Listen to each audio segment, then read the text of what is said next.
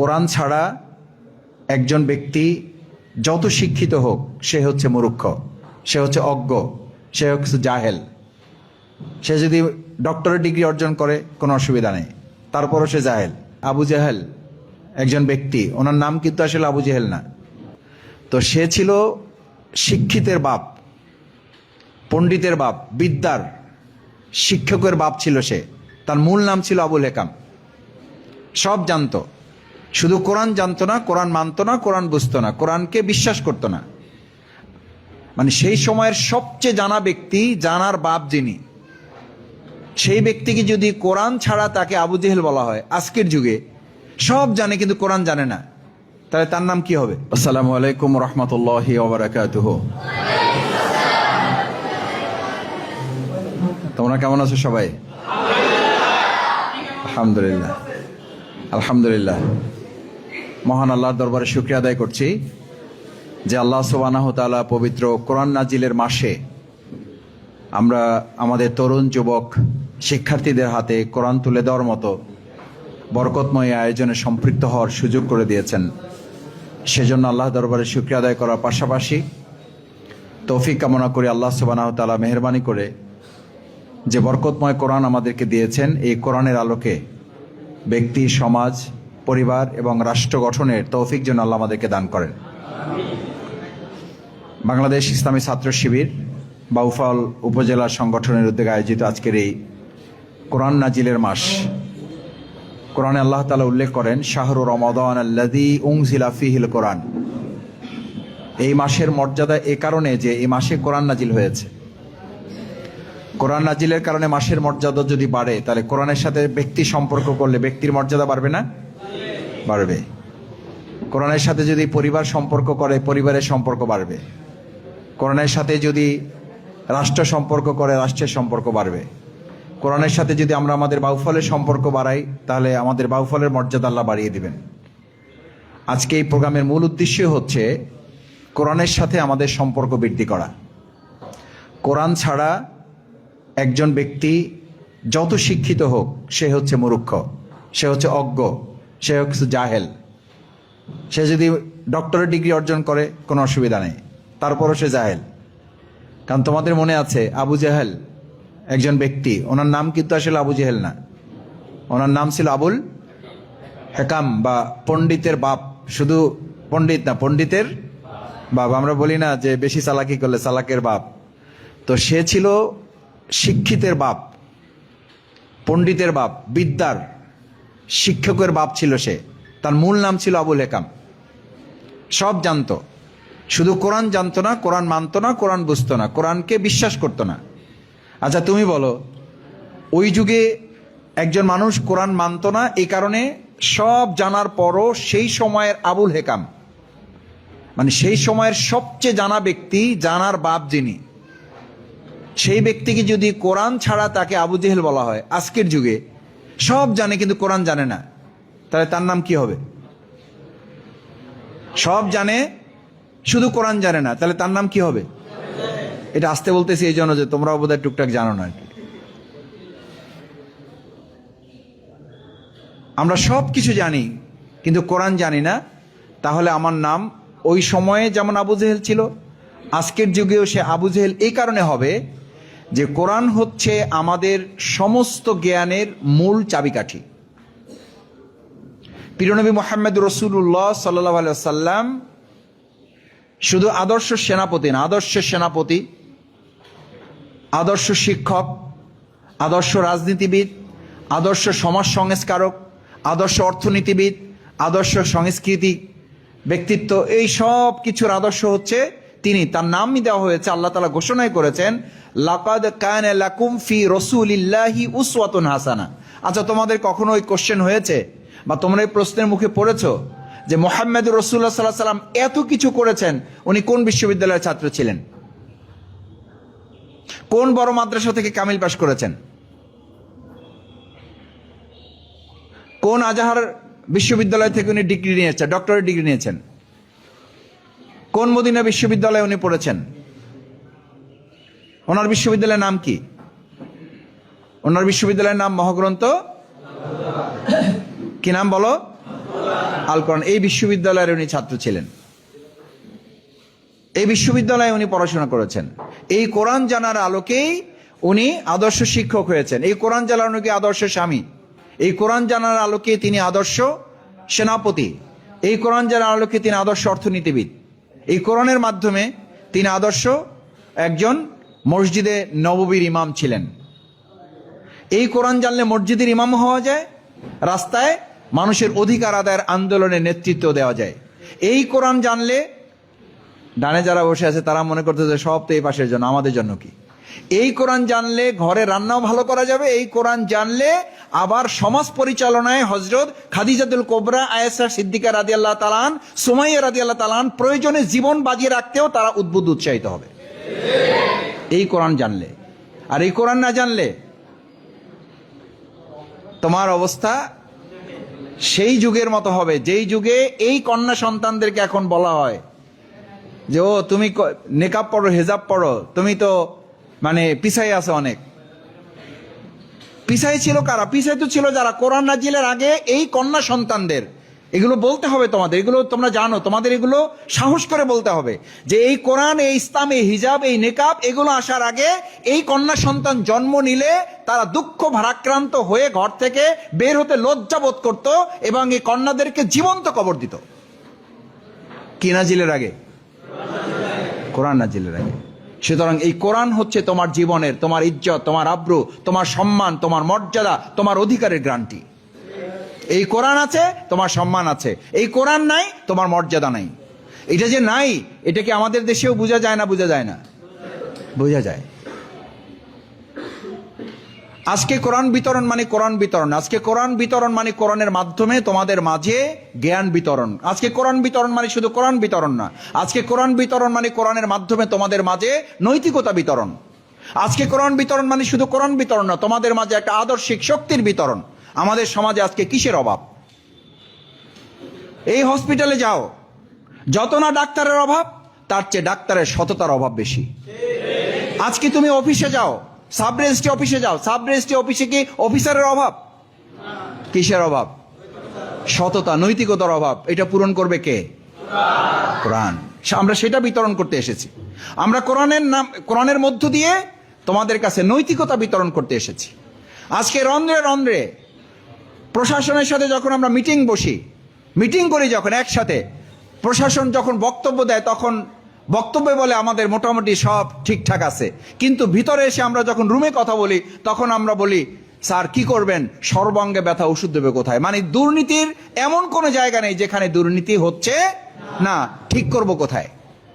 এই জায়গাগুলোই আইএমএ জাহিলিয়া যুগ, অন্ধকার যুগ, অজ্ঞতার যুগ, মূর্খতার যুগ, অভিশাপের যুগকে সোনালী যুগে পরিণত করেছে কে? আল কোরআন। মদিনা কি রাষ্ট্র ছিল? জাহিলি রাষ্ট্র ছিল, অন্ধকার মূর্খদের রাষ্ট্র ছিল। সোনার মদিনা নাম হয়েছে কার মাধ্যমে? আচ্ছা তুমি এখন বলো, এই ছাত্র শিবিরের ব্যানার বাদ দাও, ছাত্র শিবির লাগবে না, আমরা ছাত্র শিবির চাই না। আপাতত যুক্তির বিচারে আমাদের ছাত্র শিবিরও লাগবে না, ছাত্রী সংস্থাও লাগবে না, জামাতও লাগবে না। কারণ ছাত্র শিবির বাদ দিলে তো আবার ছাত্রী সংস্থা বলবে যে তাহলে তো আমরা আছি।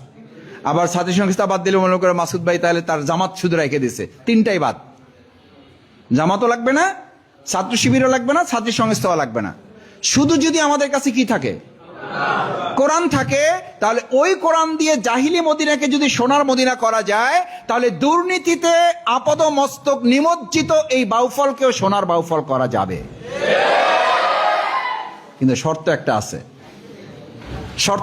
শর্তটা মানার জন্যই ছাত্র শিবিরের ব্যানারটা লাগানো লাগছে, শর্তটা মানার জন্যই জামাত ইসলামীকে লাগতেছে, শর্তটা মানার জন্যই ছাত্রী সংস্থাকে লাগতেছে। ছাত্রী সংস্থা আছে এখানে? নেত্রীকে, দায়িত্বশীলরা আসছো, তোমরা আসছো, যারা আসছো ভেরি গুড, সবাই তো নেত্রী। কুল্লুকুম রাইন কুল্লুকুম মাসউলুন আন রায়াতিহি, সবাই দায়িত্বশীল, সবাই নেতা। আমরা স্টেজে কয়েকজন বসে আছে নাম কাস্তে, মূলত নেতা সামনে যারা। তাহলে যে কোরআন দিয়ে বাউফল করবার সোনার বাংলা, সোনার বাউফল, সোনার মদিনা হয়েছে। এখন তোমাকে কোশ্চেন করি, তোমরা এটা ভালো করে জানো যে আগে সোনার মদিনা হয়েছে না আগে সোনার মানুষ হয়েছে? যদি রাষ্ট্র কল্পনা করা হয় তাহলে রাষ্ট্র কি আগে রাষ্ট্র না আগে ব্যক্তি? রাষ্ট্র গুরুত্বপূর্ণ ব্যক্তি গুরুত্বপূর্ণ? ব্যক্তি। বুঝা বইল, যদি বুঝা বলো আর বুঝা যদি নাও বলো, তাহলে যে কোরআন তোমাদের হাতে দেওয়া হবে এই কোরআনে সূরা রাদ, কি নাম? সূরা রাদ 11 নম্বর আয়াত। কত? 11 নম্বর আয়াত। 11 নম্বর আয়াতে কি বলা হয়েছে? কে বলতে পারো আয়াত? সূরা রাদের 11 নম্বর আয়াত। আমি বললে কিন্তু সবাই পারবা, অথবা এখন ঝুঁকি নিচ্ছ না যে কোনটা বললে কোন বিপদে পড়বো। বিপদে কিছু নাই, এটা সবার মুখস্থ থাকার কথা, সবাই জানো, এটা শুনেছো তোমরা। একটা সুন্দর স্লোগান জানো, কবিতার লাইনে বলা হয়, পৃথিবীকে গড়তে হলে সবার আগে, পরের লাইন বড়, পৃথিবীকে গড়তে হলে সবার আগে নিজকে গড়ো। এটা একটা স্লোগান আছে, এটা একটা স্লোগান আছে। If you wish the change the world, if you wish change the world, তুমি যদি বিশ্ব পরিবর্তন করতে চাও, ফার্স্ট চেঞ্জ ইয়োর সেলফ। প্রথম পরিবর্তন কার? এটা কোনো কবিতার কথাও না, এটা কিন্তু ইংরেজি স্লোগানও না। দুর্ভাগ্য হলো এই ইংরেজিটা আমি ক্লাস 7-এ মুখস্থ পারছি। আমি আমার বন্ধু বান্ধব যারা শিক্ষার্থী ছিল তাদেরকে জিজ্ঞেস করতাম, বলো তো এই ইংরেজি লাইনটা পরের লাইনটা কি? If you wish change the world, বলছে পরের লাইনটা হলো ফার্স্ট চেঞ্জ ইউর সেলফ। আমি বললাম এটি কি ইংরেজিবিদ কারো কথা, কোনো উপন্যাসের কথা, কোনো দার্শনিকের কথা, কোনো বুদ্ধিজীবীর কথা? বলছে হ্যাঁ এটা তো একজন দার্শনিকের কথা। আমি বললাম এই দার্শনিকের নাম বলো। মনে নেই। তাই বলে মনে করতে পারবো না, কিয়ামত হয়ে যাবে মনে করতে পারবো না। কারণ এটা কোনো দার্শনিকের কথা না, এটা কার কথা? কোরআনে আল্লাহ সুবহানাহু ওয়া তাআলার কথা। আমাদের দুর্ভাগ্য কি, এটা আর একটা কথা তোমাদের বলি, কোরআনের কথা ইংরেজিতে বলতে আমরা পছন্দ করি, কিন্তু কোরআন দিয়ে বলতে পছন্দ করি না। কোরআনের কথাটাই যখন আমি বলবো please if you wish change the world first change yourself, তখন তোমরা মনে আরে বাবা মাসুদ ভাই যে ইংরেজি জানে, মারাত্মক ব্যাপার, কঠিন বক্তৃতা হয়েছে, মারাত্মক বক্তৃতা। কিন্তু এই কথাটাই যদি আরবি দিয়ে বলি, বিসমিল্লাহির রহমানির রহিম, ইন্নাল্লাহা লা ইউগাইরু মা বিকওমিন হাত্তা ইউগাইরু মা বিআনফুসিহিম। এই যে মাসুদ ভাই মাদ্রাসায় পড়ছে, ওই দুই একটা আরবি ছাড়া কিছুই জানে না। বলবা না? বলবা না? বলো তোমরা, এই তোমরাই বলো। অথচ এই কথাটা কোরআনের, অথচ এই কথাটা আল্লাহর, অথচ এই কথাটা এই সূরা রাদের। আমাদের এই তরুণ প্রজন্মের একটা বড় ব্যাধি হচ্ছে ইংরেজিটা বলতে পারে, বাট কোরআনের কোন সূরায় আল্লাহ তাআলা এই কথাটা বলেছেন এবং ব্ল্যাকমেইল করে আমাদের কোরআনকে তারা ইংরেজিতে প্রচার করে কোরআন থেকে দূরে সরিয়ে দিচ্ছে। এই ষড়যন্ত্রটা আমরা মোকাবেলা করতে পারি না। আজ তোমাদের জিজ্ঞেস করতে চাই, এই ষড়যন্ত্রটাকে মোকাবেলা উচ্চ গলায় করতে পারবা? তোমরা হয়তো শুনেছো এক সময়, বা কোনো ভাবে তোমরা হয়তো জেনেছো যে আমি জাতীয় পর্যায়ে এক সময় মেডেল পেয়েছিলাম, জাতীয় স্বর্ণপদক পেয়েছি। উপস্থিত বক্তৃতায় এই যে একটা পাত্র ডাকে, ওর মধ্য থেকে উঠাইতে হয়।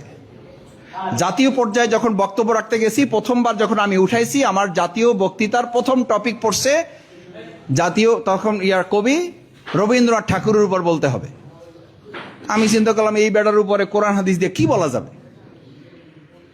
এতে কোনো লাইন নেই বলার। তো অনেক চিন্তা ভাবনা করে, অনেক ধরো 5-7 সেকেন্ড চিন্তা করতে দেয় আর কি।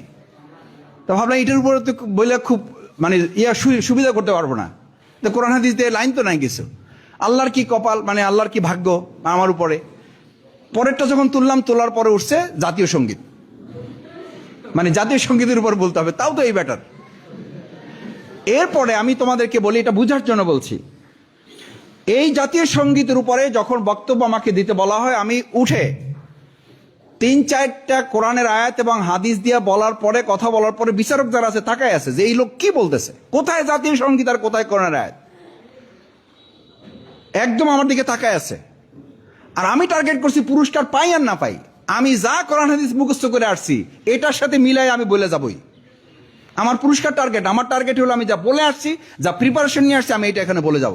কারণ এটা একটা বড় জায়গা পেয়েছি, আমি জাতীয় একটা স্টেজ পেয়েছি। আমি আমার পুরস্কার টার্গেট না, আমার টার্গেট হলো আমার বক্তব্যটা টার্গেট। আমি যা বলতে এসেছি আমি এটা বলে যাব।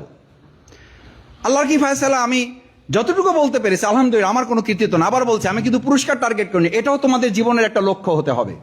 তোমার জীবনের লক্ষ্য যেন শুধু ফার্স্ট ক্লাস না হয়, তোমার জীবনের লক্ষ্য যেন শুধু স্ট্যান্ড করা না হয়, তোমার জীবনের লক্ষ্য শুধু যেন গোল্ডেন জিপিএ না হয়, তোমার জীবনের লক্ষ্য যেন শুধু একটা চাকরি না হয়।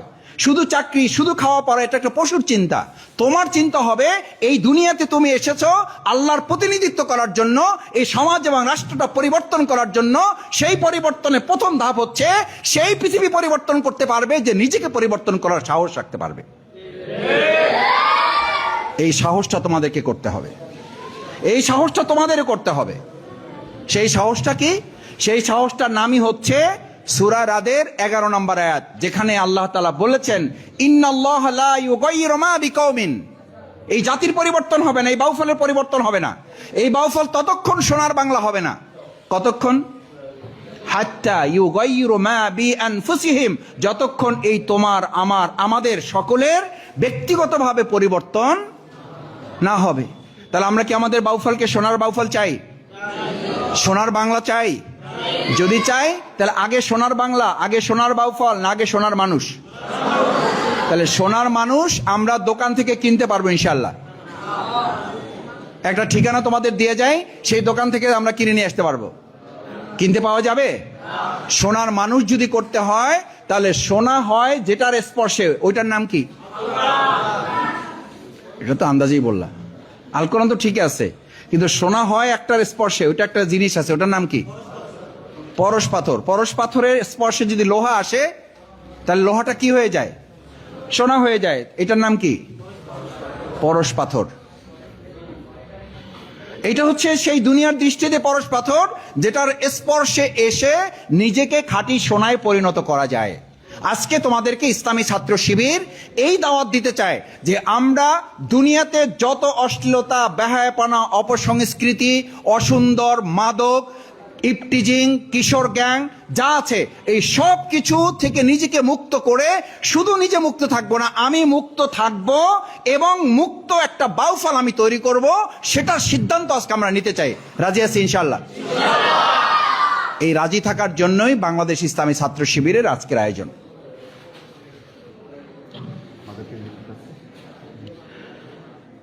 যদি আজকে এই কাজটা করা যায় তাহলে আমাদের দায়িত্ব হচ্ছে আমরা এই মহাগ্রন্থ আল কোরআন কয়েকটা কাজ বলে শেষ করে দেব। প্রথম হচ্ছে, তুমি ইংরেজি জানো, বাংলা জানো, আরবি জানো, ফার্সি জানো, উর্দু জানো, সব জানো, সব কিছু তুমি জানো, কিন্তু কাল কিয়ামতের দিন ভালো করে শুনে রাখো, first class first, GPA 5, golden, সব পাইলা তুমি। আল্লাহ তাআলা এই মহাগ্রন্থ আল কোরআনে আল্লাহ তাআলা বলতেছেন, বিসমিল্লাহির রহমানির রহিম, ওয়ামান আ'রাদা আন যিকরি ফাইন্না লাহু মাঈশাতান দানকা। অতঃপর যদি তুমি কোরআন থেকে নিজেকে মুখ ফিরিয়ে নাও, কোরআন যদি তুমি না জানো, কোরআন যদি তুমি ভুলে যাও, কোরআনকে যদি তুমি অবজ্ঞা করো, ফাইন্না লাহু মাঈশাতান দানকা, এই পৃথিবীটা, এই সমাজটা, এই রাষ্ট্রটা, এই পরিবারটা, তোমার এই জগৎটা সংক্ষিপ্ত হয়ে আসবে, ছোট করে দেওয়া হবে, সংকীর্ণ করে দেওয়া হবে, তুমি কিছুই করতে পারবে না। এটা কার কথা? আল্লাহর কথা। যদি তুমি কোরআন থেকে নিজেকে দূরে রাখো, কোরআন না জানো, কোরআন না বোঝো, শুধু তাই না, বলা হচ্ছে কাল কিয়ামতের দিন তাকে অন্ধ করে উঠানো হবে। আচ্ছা তুমি এখানে বলো, কাল কিয়ামতের দিন অন্ধ হয়ে উঠতে চাও, আমি আল্লাহকে দেখতে পাবো না, আমি ফেরেশতাকুল দেখতে পাবো না, আমি প্রিয়নবী মুহাম্মদ রাসূলুল্লাহ সাল্লাল্লাহু আলাইহি সাল্লামের সুন্দর চেহারা মোবারক দেখতে পাবো না, আমাকে অন্ধ করে উঠানো হবে, এটার জন্য আমরা কেউ রাজি আছি? যদি রাজি না থাকি তাহলে এই কোরআন বলছে, যদি কোরআন কেউ না জানে, কোরআন কেউ না বুঝে, কোরআন কেউ না মানে, কাল কিয়ামতের দিন তাকে অন্ধ করে উঠানো হবে। সে জিজ্ঞেস করবে আল্লাহকে, আল্লাহ আমাকে কেন অন্ধ করে উঠানো হলো? আমার তো দুনিয়াতে চোখ ছিল, ওয়াকাদ কুনতা বাসীরা, আমার তো চোখ ছিল, আমার তো দৃষ্টিশক্তি ছিল, আমাকে অন্ধ করা হলো কেন? আল্লাহ তাআলা সাথে সাথে জবাব দিবেন, তোমার চোখ ছিল, কিন্তু সেই চোখ দিয়ে তুমি দুনিয়ার সব কিছু দেখেছো, শিখেছো, জেনেছো, বুঝেছো, শুধু কি শেখো নাই? শুধু কি শেখো নাই? সে কারণে কাল কিয়ামতের দিনের প্রথম শাস্তি হচ্ছে, তোমাকে আল্লাহ তাআলা বলবেন তুমি সব দেখেছো, জেনেছো, বুঝেছো, কিন্তু শুধু যে চোখ দিয়ে তোমাকে আমি আল্লাহ নিয়ামত দিয়েছি, এই চোখ দিয়ে তুমি কোরআন শেখার কথা ছিল, কোরআন বুঝার কথা ছিল, কোরআন শেখার কথা ছিল, কোরআন চর্চার কথা ছিল, কোরআনের দাওয়াত দেওয়ার কথা ছিল, এটা তুমি দিতে পারো নাই। এই শাস্তি হিসাবে তোমাকে আজকে অন্ধ করে উঠানো হলো। এই অন্ধ করে উঠানো থেকে বাঁচার জন্য অন্তত আজকে সিদ্ধান্ত নাও, এই রমাদানের বাকি যে কটা দিন আছে আমরা সবাই প্রথম সিদ্ধান্ত হলো আমরা শুদ্ধ করে কোরআন তেলাওয়াত করা শিখতে চাই। পারবো ইনশাআল্লাহ? ইনশাআল্লাহ। এটা হলো 1 নম্বর কাজ, কোরআন তেলাওয়াত শুদ্ধ করে আমাদেরকে পড়া। কারণ এই মাসের মর্যাদা কেন? এই মাসের মর্যাদা তো এই কোরআনের কারণে। শাহরু রমাদান, এটা একটা মাস, রমজান মাস। উনজিলা ফিহিল কোরআন, এই মাসে কি নাজিল হয়েছে? এই পুরো প্রোগ্রাম বিতরণে আজকে ঘোষণাই দেওয়া হয়েছে কোরআন উপহার প্রদান। এখন তোমরা আসছো, আমরা আসছি, সব আছে, কিন্তু শুধু এখানে কি নাই? কোরআন নাই। এই প্রোগ্রামের কোনো মর্যাদা আছে? নাই। রমাদান মাস সম্পর্কে বলা হচ্ছে উনজিলা ফিহিল কোরআন। টার্গেটটা কি? হুদাল লিন্নাস, মানুষকে সঠিক পথ দেখাবে, আসল পথটা দেখাবে, কোন পথে গেলে তার ভালো। ছাত্ররা শিক্ষকরা যেমন বলে দেয় না, এভাবে গাইডলাইন ফলো করবা, এভাবে সাজেশন ফলো করবা, এই কয়েক ঘন্টা পড়বা, স্কুলের থেকে বের হয়ে যাওয়ার পরে, মাদ্রাসা থেকে বের হয়ে যাওয়ার পরে, কলেজ থেকে বের হয়ে যাওয়ার পরেও তোমাকে এই কয়েক ঘন্টা পড়তে হবে, এই সিলেবাসটা ফলো করতে হবে। দিস ইজ সিলেবাস ফর দুনিয়া অ্যান্ড পরকাল। তোমাকে স্কুল কলেজ থেকে যে সিলেবাস দেওয়া হয় এটা হলো শুধু কোথার জন্য? দুনিয়ার জন্য। আর দিস ইজ সিলেবাস ফর দুনিয়া অ্যান্ড আখিরাত। তো তোমার সফলতা দরকার কয় জায়গায়? 2 জায়গায়। কয় জায়গায় দরকার? 2 জায়গায় দরকার। বরং কোনো জায়গায় যদি দুনিয়াতে তুমি সফল নাও হও, কেউ যদি দুনিয়াতে কোনো পাশ করলো না, চাকরি পাইলো না, ঘর পাইলো না, বাড়ি পাইলো না, ভালো কোনো একটা স্ট্যাটাস নাই, ডেজিগনেশন নাই, মর্যাদা নাই, সম্মান নাই, এইভাবে দুনিয়া পার করে কাল কিয়ামতের দিন আল্লাহ তাআলা তাকে মাফ করে জান্নাতে দিয়ে দিল। সফল না ব্যর্থ? এই দুনিয়া সব পাইলা, ভালো রেজাল্ট হইলো, চাকরি পাইলা, গাড়ি পাইলা, বাড়ি পাইলা, ডেজিগনেশন পাইলা, উপাধি পাইলা, সম্মান পাইলা, মর্যাদা পাইলা, সব পাইলা, আল্লাহ মাফ করুন, কোনো কারণে আমাকে আল্লাহ তাআলা জাহান্নামে দিল। সফল না ব্যর্থ? তাহলে তো এক কথায় বোঝা যায়, কেউ যদি দুনিয়ার কোনো কিছু নাও পায়, যদি সে জান্নাত পায়, চূড়ান্তভাবে সে ফাকাদ ফাজা ফাওজান আযীমা, অতঃপর সে চূড়ান্তভাবে সফল হলো যে জান্নাতে প্রবেশ করলো। ও উদিখিলাল জান্নাহ ওয়া উদিখিলাল জান্নাহ, অতঃপর সে জান্নাতে যাবে। ফাকাদ ফাজা ফাওজান আযীমা, চূড়ান্তভাবে সে সফল হয়ে গেল। আর দুনিয়াতে সব পেয়েছে কিন্তু জাহান্নামে গিয়েছে, চূড়ান্তভাবে সে ব্যর্থ হলো। আমাদের টার্গেট সফলতা না ব্যর্থতা? তাহলে আমাদের সফলতার মানদণ্ড হচ্ছে ম্যাথমেটিক্স। তোমরা যা বলো রোজার দিনে, এখন যদি মাইক ধরা হয়, জীবনের লক্ষ্য কি? কি হইতে চাও? ভাই সাংবাদিক সাহেব আর কয়ে না, ডাক্তার না হইতে পারলে আমি শেষ। কি হইতে চাও? আমি সায়েন্সে ভর্তি হতে চাই অমুক সাবজেক্টে, কেমিস্ট্রি ভর্তি না হইতে পারলে আমি শেষ। মানে কেমিস্ট্রি তার লাইফ শেষ করে দিচ্ছে, ডাক্তার না হইতে পারলে তার লাইফ শেষ হয়ে যাচ্ছে। আচ্ছা, কেউ কি কোনোদিন ভেবেছো, এখনো যদি এই কথা বলার আগে যদি তোমাদের সামনে এই 2-1 জন ক্যামেরা ধরে, তোমাদের কেউ কে কথা বলবা? এই কথা বলবা সাহস করে, বেসিক্যালি এটা বলবা যে আমার ডাক্তার, ইঞ্জিনিয়ার, এই সমস্ত কিছুর উপরে আমার টার্গেট হচ্ছে আমি আল্লাহর বান্দা বান্দি হিসাবে নিজেকে জান্নাত উপযোগী করে তুলতে চাই। তাতে দুনিয়ার কিছু না পাইলে আমার অসুবিধা নাই, আমি জান্নাত উপযোগী নিজেকে জীবন যাপন করাটাই হচ্ছে আমার লক্ষ্য, আমার উদ্দেশ্য। তোমাদের জীবনে ক্লাস 6-7 থেকে এইম ইন লাইফ রচনা লিখতে লিখতে কলম এবং কাগজ শেষ করেছ। কেউ কোনোদিন কোন এইম ইন লাইফে একদম মিথ্যা কথা বলবা না। রমজান মাস কিন্তু, ইফতার কিন্তু কিছুক্ষণ পরে। কেউ ওখানে এই কথা লিখেছো আমি ডাক্তার, ইঞ্জিনিয়ার, এই সমস্ত টার্গেট না। আমি টার্গেট নিয়েছি একজন ভালো মানুষ হতে চাই। ভালো মানুষ হওয়ার কথা আমাদের এইম ইন লাইফে কেউ কোনোদিন লিখতে বলছে? বলো। আমি মাদ্রাসায় পড়েছি, মাদ্রাসার ছাত্ররা এখানে আছে, মাদ্রাসায় আমাদেরকে এটা কেউ কোনোদিন বলেছে যে তোমার এইম ইন লাইফে তুমি লিখবা আমি একজন ভালো মানুষ হতে চাই? কি বলেছে? মাদ্রাসায় পড়েছে, বলে ডাক্তার হতে চাই, ইঞ্জিনিয়ার হতে চাই, সরকারি অফিসার হতে চাই। এই টার্গেট যাদের জীবনে, তারা কি করবে? তারা তো দাসী হবে, তারা তো গোলামি হবে, তারা তো দাসত্বই করবে। আজকে আমরা সেই দাসত্বই উপহার দিচ্ছি, আজকে সেই দাস হিসেবে আমরা তৈরি হচ্ছি। অথচ আমাদের টার্গেট হওয়া দরকার ছিল ভালো মানুষ হতে চাই। ভালো মানুষ হলে তার মধ্যে মানবিকতা তৈরি হয়, সে ডাক্তারের শূন্যতা পূরণ করতে পারে। ভালো মানুষ হলে তার মধ্যে মানবিকতা তৈরি হয়, সে আইনজীবী শূন্যতা পূরণ করতে পারে। একটা গল্প বলি তোমাকে। এক লোক হসপিটালে গিয়েছে, তার ভাই কিনে বা বোন কিনে, মা কিনে, বাবা কিনে, তো ডাক্তার একটু অবহেলা করতেছে। ডাক্তার অবহেলা করার পর সে তার ভাই বোন বা স্বামী বা মানে যে আছে তাকে সামনে রেখে সে মনে মনে বলতেছে, সামনে রেখে বলতেছে যে আমি জীবনে টার্গেট করছি, যদি সুযোগ পাই পড়াশোনা করে আমি একজন ভালো ডাক্তার হব। বের হয়ে আসছে, ডাক্তার উপর ক্ষোভ, ডাক্তার হওয়ার সিদ্ধান্ত নিয়েছে, বের হয়ে আসছে। বের হয়ে আসতে গিয়ে রিক্সা অ্যাক্সিডেন্ট করছে। অ্যাক্সিডেন্ট করে ওখানে একটা ঝামেলা হয়েছে, মামলা হয়েছে। মামলা হওয়ার পর কোর্টে গেছে। কোর্টে যাওয়ার পর আইনজীবীর কাছে যাওয়ার পর আইনজীবী তাকে পাত্তা দিচ্ছে না। বলছে বসেন। আরে বসবো মানে আমার চেনেন, আমি এলাকার লোক। বলছে আপনি যে এলাকার লোক হন বসেন, আমার হাতে অনেক কাজ, দেখতেছেন না আমি সিনিয়র আইনজীবী। সে তখন চিন্তা করছে ডাক্তার হয়ে কি করব, হইতে তো হবে আইনজীবী। তো আইনজীবীর কাছ থেকে যখন ফাইল টাইল গিয়ে শুনানির জন্য, আপিলের জন্য ম্যাজিস্ট্রেট বা জাজের কাছে গেছে, জাজ তখন এর কথা শোনার পরে সব শুনে টেনে বলতেছে আপনি যা বলেছেন সব ঠিকই আছে, কিন্তু আসামিকে আমি জেল হাজতে প্রেরণ করলাম। হে চিন্তা করছে আইনজীবী হয়ে কি লাভ, হইতে তো হবে জাজ।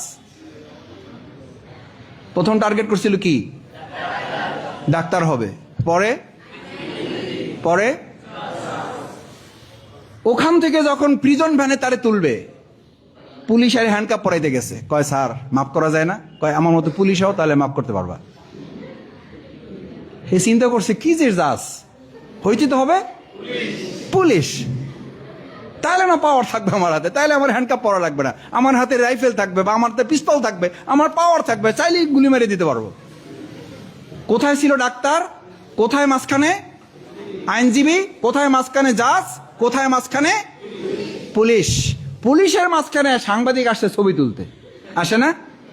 ছবি তুলতে আসছে, বলছে ভাই ফটো তুলেন না। কয় এটা আমাদের কাজ। কয় ভাই আমার ছবির চেহারাটা দেখায় না মানুষের, আমার ইজ্জত যাবে, আমার একটা সম্মান আছে, ঝামেলা একটা হয়ে গেছে গেছে, ছবিটা তুলেন না। কত দিলে মাফ করবেন? মানে কত দিলেও মাফ হবে না, আমার কাজই হলো ছবি তোলা। সে তখন চিন্তা করছে সর্বনাশ, সে তো পুলিশের চেয়ে পাওয়ারফুল, আমার ইজ্জত তো এখন তার হাতে, যা গেছে গেছে ও সব বাদ, আসলে আমার হইতে হবে কি, সাংবাদিক। গল্প এখানে শেষ না, তুমি মনে করছো এটা বানাই করতেছি, আমার লাইফ থেকে বলতেছি। পুলিশ স্যারের যা হোক ছবি টুবি তুলে নিয়ে জেলখানায় যখন ঢুকাইছে, জেলে তোমাদের কারো যাওয়া না লাগুক, আশা করি আল্লাহ তোমাদের মাফ করে দিন, এইখানে যেন যেতে না হয়। তবে হযরত ইউসুফ আলাইহিস সালাম কিন্তু গিয়েছিলেন। মুহাম্মদ রাসূলুল্লাহ সাল্লাল্লাহু আলাইহি ওয়াসাল্লাম 3.5 বছর জেল খেটেছেন, একেবারে জায়গা খারাপ না। জেলখানায় যাওয়া ঢোকার পরে এই লোকের কল্পনার কথা বলতেছি, জেলখানায় ঢোকার পরে ওখানে কারারক্ষীরা রিসিভ করে আসামিদের হাতে ছেড়ে দেয়, এবং যে যত বড় আসামি সে হলো ওখানকার তত দায়িত্বপ্রাপ্ত লোক। সে যাওয়ার পরে ওই আসামি বলতেছে, এই কোত্থেকে আসছো তুমি? চোর না ডাকাত? আমি কিছু না, আমি চোর না ডাকাত না। আরে বউ তুমি? বলছে ভাই আপনি কে? কয় আমি 3টা মার্ডার কেসের আসামি। কয় ভাই আপনার এত পাওয়ার? কয় এখানে যে যত মার্ডার করে আসে তার পাওয়ার তত বেশি। হে তখন চিন্তা করছে, কয় কিসের পুলিশ, কিসের জাজ, আমি না 4টা মার্ডার করে আসতে পারলে আমার এখানে আজকে পাওয়ার ছিল। কয় ভাই আপনার কয়টা মার্ডার? কয় 3টা। কয় ভাই তাহলে আমি কোন রকম এবার যদি বাইরে হইতে পারি আমি 4টে করে আসবো। তুমি কি ভাবছো আমি তোমাকে হাসার জন্য এটা বলছি? হাসার জন্য বলি নাই। তাহলে কি তোমাকে শেষ পর্যন্ত শক্তি অর্জন করার জন্য 4টা মার্ডার করে যেতে হবে? না। শক্তির কেন্দ্রবিন্দু ডাক্তার হওয়া না, শক্তির কেন্দ্রবিন্দু ইঞ্জিনিয়ার হওয়া না, শক্তির কেন্দ্রবিন্দু জাজ হওয়া না, শক্তির কেন্দ্রবিন্দু সাংবাদিক পুলিশ হওয়া না, শক্তির কেন্দ্রবিন্দু 4টা মার্ডার করা না, শক্তির কেন্দ্রবিন্দু উৎস হচ্ছে মহাগ্রন্থ আল কোরআন। হযরত ওমর ফারুক রাদিয়াল্লাহু তাআলা কোরআনের আলোকে নিজেকে তৈরি করেছেন, সেই ওমর রাদিয়াল্লাহু তাআলা হয়েছেন বিশ্বের 2য় খলিফা। কোরআন পূর্ব জীবন আর কোরআন পরের জীবন মৌলিক পার্থক্য করে দিয়েছে, মৌলিক তারতম্য করে দিয়েছে। সেজন্য রাসূল করিম সাল্লাল্লাহু আলাইহি সাল্লাম এই কোরআনকে সামনে নিয়ে দোয়া করতেন, আল্লাহুম্মা আনতাজআলাল কুরআনা রাবিয়া কলবি। এটা তোমাদের পক্ষের দোয়া। এই যে সব তরুণ তরুণীরা এখানে আছো, যৌবনের উত্তাল তরঙ্গমালা মুহাম্মদ রাসূলুল্লাহ সাল্লাল্লাহু আলাইহি সাল্লাম, ফুল ফুটুক আর না ফুটুক আজকে বসন্ত, বসন্তকে পছন্দ করো না তোমরা? আর সেই বসন্তের দোয়া চেয়েছেন মুহাম্মদ রাসূলুল্লাহ সাল্লাল্লাহু আলাইহি ওয়াসাল্লাম এই কোরআনের মাধ্যমে। কোরআন তোমার জীবনে বসন্ত এনে দিতে পারে, বসন্তের শক্তি তৈরি করে দিতে পারে। আল্লাহুম্মা আনতা জাআলাল কুরআনা রাবিয়া কলবি, আল্লাহ এই কোরআনের মাধ্যমে আমাদের অন্তরে আপনি বসন্ত তৈরি করে দেন। সুবহানাল্লাহ। ওয়াজালা হুজনি, ওয়াজালা হুজনি, আমার অন্তরের সমস্ত দুশ্চিন্তা পেরেশানি দূর করে দেন। ওয়াজাহাবা হাম্মি, আমার টেনশন, আমার দুঃখ, আমার কষ্ট, আল্লাহ এটার মাধ্যমে আপনি দূর করে দেন। কে দূর করতে পারে? মহাগ্রন্থ আল কোরআন। আমার প্রিয় শিক্ষার্থীরা, আমি কথার শেষের দিকে নিয়ে আসতে চাই। বাংলাদেশ ইসলামী ছাত্র শিবির সেরকম কোরআনের একটা বিশ্ববিদ্যালয়। এটা স্কুলও না, কলেজও না, মাদ্রাসাও না, বিশ্ববিদ্যালয়, পূর্ণাঙ্গ একটা বিশ্ববিদ্যালয়, যেখানে অ্যারাবিক আছে, যেখানে ফার্সি আছে, উর্দু আছে, বাংলা আছে, সব কিছু এখানে পাওয়া যায়। সেই বিশ্ববিদ্যালয়ের নাম হচ্ছে বাংলাদেশ ইসলামী ছাত্র শিবির। আমাদের প্রিয় শিক্ষার্থী ছাত্রীদের জন্য, তাদের জন্য বাংলাদেশ ইসলামী ছাত্রী সংস্থা, আমাদের ভাইদের জন্য বাংলাদেশ জামাত ইসলামী, এই প্রতিষ্ঠানগুলো চায় আমরা কোরআনের মাধ্যমে এমন কিছু মানুষ তৈরি করব যে মানুষগুলো সমাজ এবং রাষ্ট্র পরিবর্তনে নিজেরা পরিবর্তন হওয়ার মধ্য দিয়ে ভূমিকা পালন করবে। আমি কি তোমাদের কাছে আশা করতে পারি যে আমরা কোরআনের ছায়াতলে, কোরআনের আলোকে আমরা নিজেরা পরিবর্তন হয়ে আমাদের প্রিয় বাংলাদেশকে পরিবর্তনের লক্ষ্যে আমরা আপাতত নিজে এবং আমাদের বাউফলকে পরিবর্তনের জন্য আমরা ভূমিকা পালন করব ইনশাআল্লাহ। এই প্রত্যাশা যদি আমরা পালন করতে পারি, আলহামদুলিল্লাহ বলি আমরা, আলহামদুলিল্লাহ। আল্লাহ সুবহানাহু ওয়া তাআলার কাছে আমাদের প্রত্যাশা, আল্লাহ সুবহানাহু ওয়া তাআলা যেন আমাদের এই মহাগ্রন্থ আল কোরআন নাজিলের মাসে এই কোরআনের সাথে সম্পর্ক করে আমরা যেন আমাদের নিজেদের পরিবর্তন করতে পারি, আমরা যেন আমাদের এই বাউফলকে পরিবর্তন করতে পারি, আমরা যেন আমাদের বাংলাদেশকে একটা সোনার বাংলা তৈরি করার ক্ষেত্রে এই মহাগ্রন্থ আল কোরআনের আলোকে নিজেদেরকে আগামী দিনে তৈরি করার লক্ষ্যে বাংলাদেশ ইসলামী ছাত্র শিবিরের পতাকা তলে ঐক্যবদ্ধ হয়ে নিজের জীবনকে গড়ে তোলার লক্ষ্যে, বিশেষ করে আজকে সমাজে যে কিশোর গ্যাং, তাদের যে দৌরাত্ম্য, এটা বন্ধ করতে হলে এই কোরআনের আলোকে চরিত্র গঠন করতে হবে। আজকে মাদকের যে প্রকোপ, এখান থেকে বাঁচতে হলে এই কোরআনকে নিজের সেফ গার্ড বানাতে হবে। আজকে ইফটিজিংয়ের যে প্রভাব, ভাই এবং বোনের সম্পর্ক তৈরিতে এই মহাগ্রন্থ আল কোরআনকে মাঝখানে দেয়াল হিসাবে কাজে লাগাতে হবে।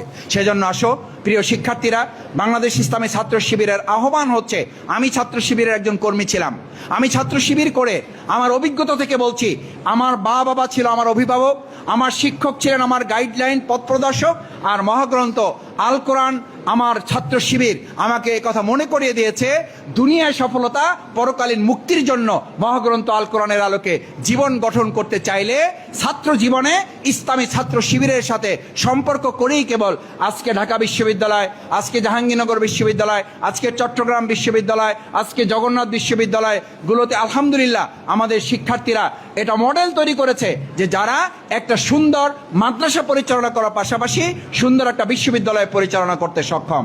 আমি তোমাদের প্রত্যেককে সেই আহ্বান জানিয়ে তোমাদের হাতে আমাদের পক্ষ থেকে এই যে একটা মাদক মুক্ত বাউফলের জন্য আমরা বলেছিলাম 60 দিন আমরা মাদক মুক্ত বাউফল করতে চাই। তুমি, তোমার বন্ধু বান্ধব, তোমার প্রতিবেশী, তোমার অভিভাবক, তোমার শিক্ষক শিক্ষিকা, তোমার প্রতিবেশী, সকলের কাছে এই পোস্টারটা পৌঁছে দিতে হবে। পৌঁছে দিয়ে আমরা এলাকায় এলাকায় সচেতনতা তৈরি করে আমরা একটা কমিটি দাঁড় করাতে চাই, যারা মাদক মুক্ত বাউফল গড়ার ক্ষেত্রে প্রত্যেকে নিজেরা মাদক মুক্ত এলাকা আমরা ঘোষণা করতে চাই।